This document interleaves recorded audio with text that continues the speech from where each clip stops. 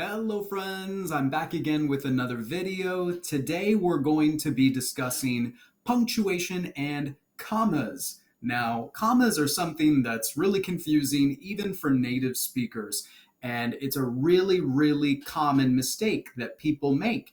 Usually, speakers of different languages will use commas differently depending on what your native language is because the rules maybe are a little bit different. But what I find very often is that students will typically make a lot of mistakes with commas, usually because they use too many commas. So today we're going to go over some of just the very basic ways of using commas correctly. And we're going to do that with a PowerPoint from the Fundamentals of English Grammar, fourth edition. So let's get started. So we have our first example here. We're just going to ask if this is correct or incorrect. Elephants eat leaves and brush. What do we think? Is that correct or incorrect? Yes, this sentence is correct. There's no problems with it.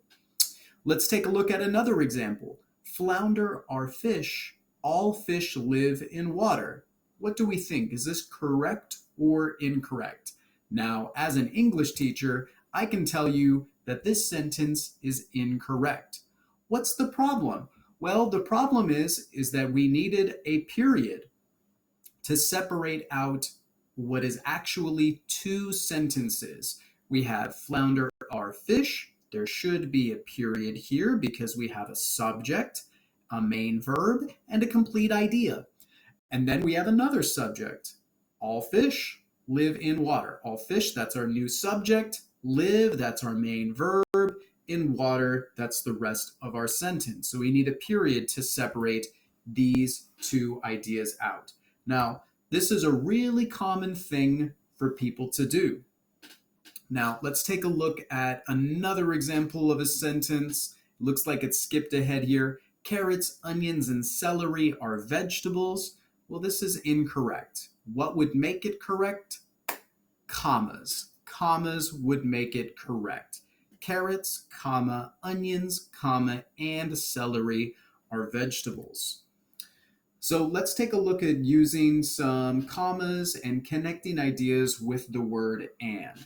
For here, we're just making a simple list of things. And whenever you're making a list of things, you separate them with commas. We had salmon, comma, asparagus, comma, and salad for dinner. Delicious and healthy. Okay. So when you're connecting two items in a sentence, like I ate an apple and a banana, we don't need a comma. You're just connecting it with the word and. We have two things, one apple, one banana. But let's say we have three or more things. Then we need a comma to connect them to let people know that it's a list that's continuing. For example, I ate an apple, comma, a banana, comma, and a pear. One apple, one banana, and one pear. We separate those with commas. Okay, so connecting two words, no comma. Three or more things, we need a comma to connect that. Now, there are times when you need to use a comma with and that's when you're connecting two sentences together. So we have this first sentence, I ate an apple. That's a complete sentence. You ate a pear. That's a complete sentence. And you can connect those sentences together to make a longer, more fluid sentence by using a comma and the word and. So you can connect these two sentences together. This can help you a lot in your writing and your speaking. When you speak in a lot of short sentences, it's not very natural. It's much more natural to combine ideas together and make longer sentences, and this helps a lot with your writing by including sentence variety. Now, this is the most common mistake that people make. They say, well, my ideas are related, so I'm just going to use a comma because it feels like there's a natural pause in the sentence. This is something called a comma splice or an incorrect use of a comma. And what we need is a period. I ate an apple, period. You ate a pear.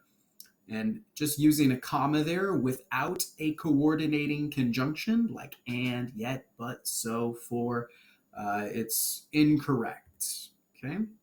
So you use a period when you have two complete sentences, no and, no comma. Okay?